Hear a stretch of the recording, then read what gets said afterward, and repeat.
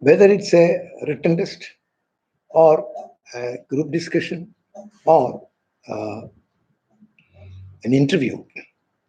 Let's understand that it's not a process of selection, it's a process of elimination.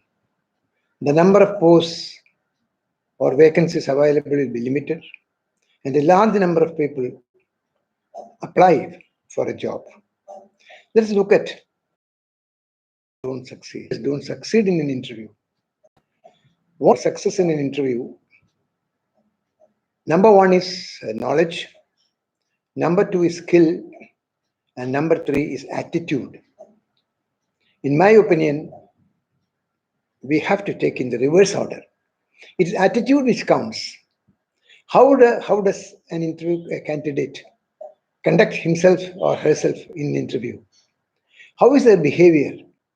How is their response? Do they get annoyed?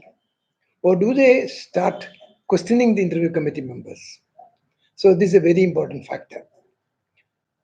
Basically, knowledge and skill can be built, whereas we cannot build attitude.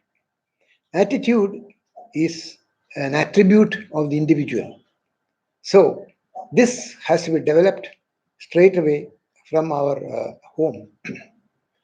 Coming to knowledge, the candidate may be very knowledgeable, but they may not answer to the point. It's essential that the answer has to be brief and it has to be to the point. And eye contact is very essential.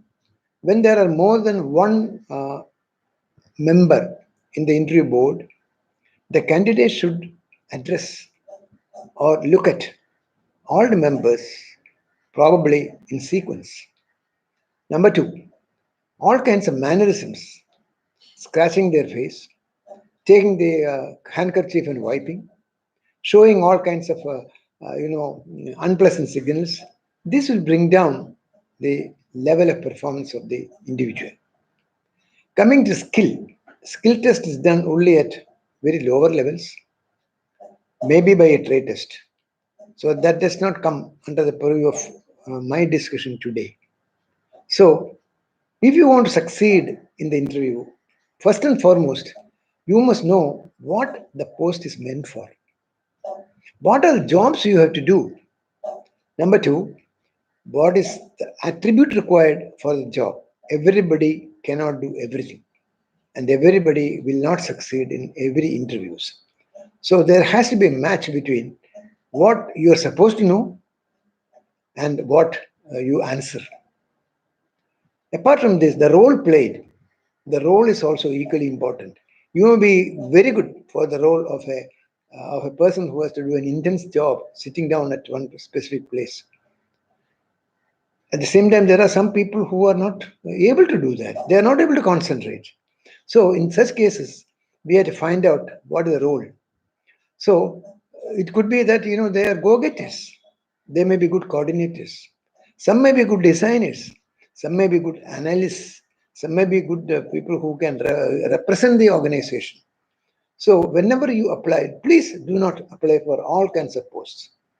Any Tom, Dick, and Harry cannot do everything under the sun. So identify your strengths, analyze what is your weakness, and find out what are the threats you are facing. For a job, there are a lot of challenges. You must definitely know what the challenges are. And you should also know whether you are able to meet the challenges.